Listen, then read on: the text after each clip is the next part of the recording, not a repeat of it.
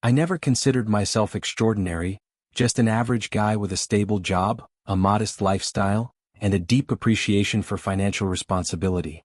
Growing up, money was tight in my family, so I learned early on how to budget, save, and make every dollar count.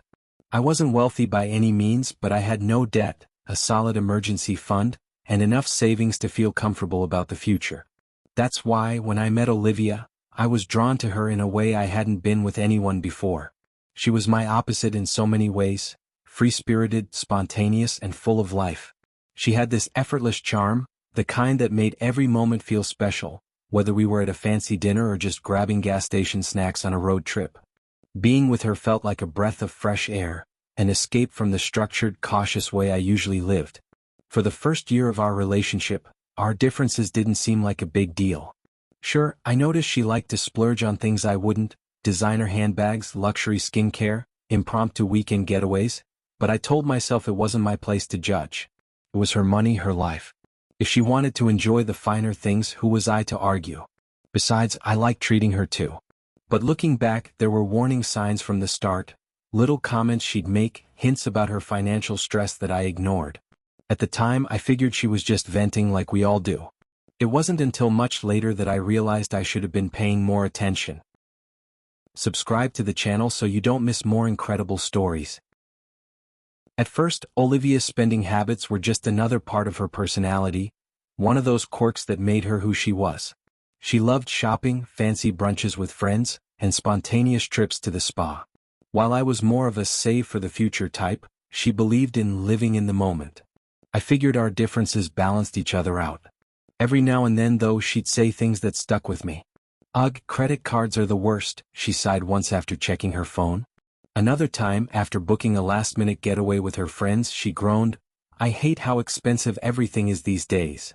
I nodded along, not thinking much of it. Everyone complains about money sometimes, right? I had no reason to believe there was anything deeper behind her words. What I did notice, however, was that she never really seemed to hold back. Even when she mentioned being broke, she always had money for the newest trending makeup, high-end clothes, or expensive nights out. If she was stressed about finances, it didn't show in her lifestyle. I also started to pick up on little jabs she'd make, half-jokes that didn't quite feel like jokes. "Must be nice not having to worry about money like I do," she'd say playfully when I declined an unnecessary expense. "You're so lucky you don't have debt," she commented once, though there was something almost resentful in her tone. I brushed these moments aside, telling myself I was overthinking it. She had a good job, she was responsible in her own way, who was I to question how she managed her money? But in hindsight, I should have questioned it. Because eventually, those small comments turned into something much bigger. It happened on a Saturday night, over dinner at one of Olivia's favorite restaurants. A high-end spot where the portions were tiny, but the bill could make you sweat. I didn't mind though. We hadn't gone out for a fancy dinner in a while, and I figured she deserved a nice night. Halfway through the meal, somewhere between her second cocktail and the dessert menu, she leaned in with a playful smile. "You know," she said, swirling the ice in her glass, "if you really loved me, you'd help me pay off my credit card debt." I laughed. Not because it was funny, but because I genuinely thought she was joking. The way she said it was so casual, so lighthearted, that it caught me off guard. "Nice try," I said, shaking my head. "I'm not falling for that one."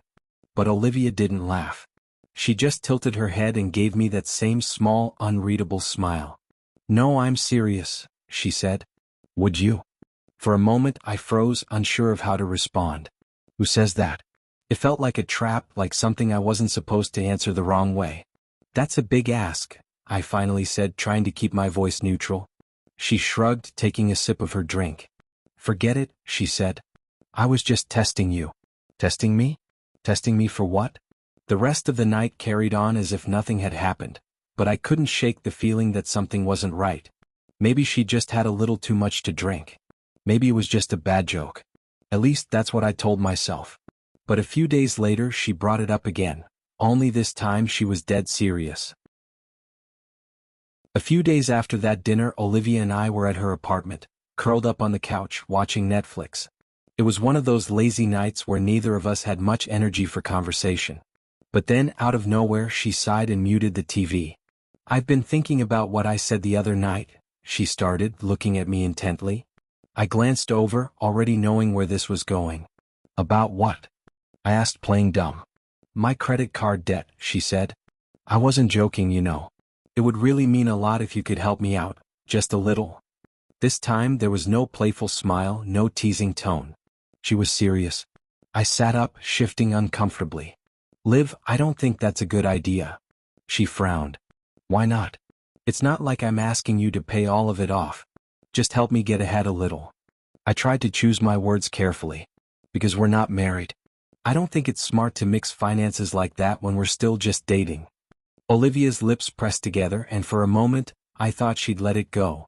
But instead, she crossed her arms and leaned toward me. It's not about the money, she said. It's about trust. About us being a team. That phrase stuck with me, us being a team. For a second, doubt crept in. Was I being a bad boyfriend by refusing? If I really saw a future with her, shouldn't I want to help? But then I remembered something my mom had always told me. Love isn't about what you can buy for someone, it's about what you build together. And the truth was, I didn't feel like we were building anything. I felt like I was being pressured into something I wasn't comfortable with. Still, I tried to be gentle. I want to support you, Liv, but I don't think paying off your debt is the way to do it. She let out a sharp laugh. Wow. So that's it? You'd rather let me struggle than do something meaningful for me? I opened my mouth to respond, but she held up a hand. Forget it, she muttered. I should have known. For the rest of the night, she barely spoke to me. And for the first time in our relationship, I felt like I was seeing a side of Olivia that I wasn't sure I liked. The next weekend, Olivia and I were spending a quiet Sunday at her place. She was scrolling through her phone while I half-watched some rom-com she had picked. It was one of those easy, comfortable afternoons, until she let out a dramatic sigh. I don't know how much longer I can live like this, she muttered. At first, I didn't even register what she was talking about. I thought maybe she was complaining about the movie or something on her phone. But then she added, it's just so exhausting, always being stressed about money. That knot in my stomach returned. I turned to her. Liv, we already talked about this. She sat up straight, crossing her arms. Did we? Because all I see is someone who claims to love me but won't help me when I need it most. I exhaled slowly, trying to keep my patience. We've been dating for a year. We're not married. I don't think it's fair for you to ask me to pay off your debt. That's when she dropped the guilt bomb. Wow, she scoffed. I guess I was wrong about you. I thought you were someone who'd have my back no matter what, but maybe I'm just not worth it to you. That hit me harder than I expected. Was I really being unreasonable? She made it sound like I didn't care about her at all, which wasn't true. I'd supported her in so many other ways. I'd covered dinners when she was short on cash, paid for gas on trips we took together, even helped her with rent once when she told me her paycheck was late. But this felt different. Still, she was clearly upset and I didn't want to escalate things. So I stayed calm. It's not about you not being worth it, Liv, I said. I just don't think it's healthy for us, or for me, to mix finances like that. She scoffed. Healthy? You're just making excuses because you're selfish. Do you even care about me at all? That was the first time she had ever called me selfish. And honestly, it stung more than I liked to admit. I left her apartment not long after that, saying I needed to clear my head. But the truth? I wasn't just upset, I was confused. Why was she pushing this so hard? And why did it feel like she was hiding something from me? Over the next few days, I started noticing things about Olivia that I hadn't paid attention to before. Her mood swings became more obvious. One day she'd be her usual affectionate self, sending me cute texts and laughing at memes, and the next she'd be distant and cold. She started making these subtle, passive-aggressive comments. Must be nice to not have a care in the world, she muttered one evening when I told her I'd been able to put some extra money into my savings this month. Another time, after I suggested a cheaper restaurant for dinner, she joked to the waiter, "He's the responsible one. Doesn't believe in treating his girlfriend." She laughed as she said it, but her eyes told a different story. The more I thought about it, the more I realized how little I actually knew about Olivia's financial situation. I knew she liked to shop. I knew she enjoyed going out. But when I really thought about it, I had no idea how deep her debt actually was, or why she was so reluctant to talk about it. So, I decided to start paying closer attention. Not because I wanted to accuse her of anything, but because I needed to understand what I was dealing with. That's when I noticed something that didn't add up. Olivia wasn't acting like someone drowning in credit card debt. She still got her nails done every 2 weeks. She posted Instagram stories from expensive brunch spots with her friends. And then, one post in particular made me stop in my tracks.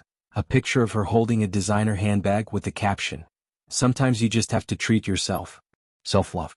I stared at that post for a solid 5 minutes trying to make sense of it. This was the same woman who had spent the past few weeks telling me she was so stressed about money. The same woman who had asked me, multiple times, to help her pay off her debt. So where was she getting the money for all of this? Something wasn't right. And I was done ignoring it. I couldn't shake the uneasy feeling in my gut. Olivia's spending habits didn't match the narrative she'd been pushing. If she was really struggling, why wasn't she cutting back? Why did she act like she was drowning 1 minute and flaunt luxury purchases the next? I needed answers. At first, I considered asking her directly, but I already knew how that conversation would go. She'd get defensive, change the subject, or guilt-trip me again. So instead, I decided to quietly observe. Not snooping, not prying, just paying attention. The first thing that stood out was her social media. I don't normally spend much time scrolling, but once I started looking, I couldn't stop. It wasn't just the handbag post. There were pictures from a weekend trip to a spa, a dinner at an upscale restaurant, a shopping bag from another designer store. None of these looked like posts from someone who was barely getting by. Then there was her Venmo history. Now, I know this sounds nosy, but when someone asks you to bail them out financially, you start looking for explanations. Her transactions were public. Small payments here and there for Uber rides, drinks, takeout. Nothing unusual. But then one caught my eye. A payment labeled Vegas, baby. Vegas? I stared at the timestamp. Less than a month ago. She had never mentioned a Vegas trip to me. Not once. Piece by piece, a picture started forming. Olivia wasn't just struggling with debt. She was actively living beyond her means. I wasn't judging her for spending money on things she enjoyed. But the fact that she was pleading with me to rescue her financially while continuing to splurge? That didn't sit right with me. That night, I decided I couldn't keep pretending this wasn't an issue. I needed to confront her, one last time. That night, I texted Olivia and asked if we could talk.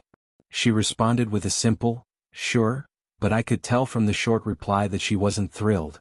When I arrived at her apartment, she was sitting on the couch, scrolling through her phone. She barely looked up when I walked in. "Hey," she muttered. After a few minutes of small talk, I decided to cut straight to the point. "Liv, I've been thinking a lot about what you said about your debt." Her posture immediately stiffened. "What about it?" I hesitated for a second, but I knew I had to push forward. "I just feel like I don't know the whole story. You've been really vague about how much you owe and how it happened. And then I see you posting about shopping, trips, expensive restaurants." I trailed off, watching for her reaction. Her head snapped up. "Are you seriously stalking me on Instagram now?" she scoffed. "I'm not stalking you," I said, keeping my voice calm. "But you've been asking me to help you with something big, and I feel like I deserve to know what I'd be signing up for." She rolled her eyes. "God, you make it sound like I'm some kind of scam artist. It's not even that much." "Then tell me," I said. "How much are we talking about?" She sighed dramatically, like I was exhausting her. "I don't know, maybe 15,000? 16? I stared at her. That was a lot of money. Way more than I had expected. "Okay," I said slowly, processing the number. "And how are you paying it off?" "I'm making the minimums," she said with a shrug, as if that was a perfectly reasonable solution. "But it's hard, okay? And that's why I thought you'd want to help me get ahead." I ran a hand through my hair, trying to stay calm. "Liv, you're still spending like nothing's wrong. You went to Vegas a few weeks ago. You bought a designer bag. I just don't understand. If this debt is such a huge burden, why aren't you cutting back?" Her face twisted with anger. "Wow. So you really are keeping tabs on me?" "That's not the point," I said, my patience wearing thin. "I just don't get why you expect me to bail you out when you aren't even trying to fix the problem yourself." That's when she lost it. She shot up from the couch, her hands clenched into fists. "Because we're supposed to be a team. That's what couples do, they help each other. If the roles were reversed, I'd do it for you." I let out a bitter laugh before I could stop myself. "Would you?" Because from where I'm standing, it looks like you're asking me to clean up a mess you don't even want to clean up yourself. She stared at me, her eyes burning with fury. You don't understand what it's like to actually struggle. I took a deep breath, feeling something inside me shift. This wasn't just about money anymore. This was about control. About her trying to manipulate me into proving my love with my wallet. And I was done. I think we're done here, I said quietly. Her face hardened. Wow. So that's it? You're just going to walk away? I met her gaze. Yeah, I am. I turned and left, ignoring the angry words she threw after me. That night, I blocked her on everything: Instagram, Venmo, my phone. I didn't even wait for her to text me some long-winded apology or another jab about how cheap I was. I knew there was nothing left to say. The silence was the first thing I noticed. For the past year, Olivia had been such a constant presence in my life. Her texts, her laughter, her unpredictable moods. And now it was just quiet. No more late-night messages, no more passive-aggressive comments, no more requests for help. At first, I expected her to reach out. Maybe an apology, maybe an angry rant. But the days passed and my phone stayed silent. I wasn't sure if she had given up, or if she was just waiting for me to break first. I wasn't going to. Instead, I focused on myself. It felt strange at first, this new sense of peace. I hadn't even realized how much mental space Olivia had taken up until she was gone. The more I reflected, the more I saw the red flags I had ignored. The way she dodged responsibility. The way she used guilt to get what she wanted. The way she had framed love as something that needed to be proven, bought, even. I wasn't bitter. If anything, I was relieved. I knew I had made the right choice. One afternoon, about a month later, I ran into a mutual friend of ours. We hadn't spoken much since the breakup, but I could tell from the way she hesitated that she had something to say. She's already dating someone new, she blurted out. Some guy who just bought her a weekend trip to Miami. I just nodded, unsurprised. I hope he knows what he's signing up for. The friend gave me a knowing look. Yeah, I don't think he does. That night, I sat on my couch, sipping a beer, thinking about everything that had happened. I could have been that guy. I could have drained my savings, bent over backward, tried to prove my love with my wallet, only for Olivia to eventually move on to someone else when the next financial crisis hit. Instead, I had walked away. And for the first time in a long time, I felt completely at peace. I wasn't cheap. I wasn't selfish. I had just refused to be used. And that was a decision I would never regret.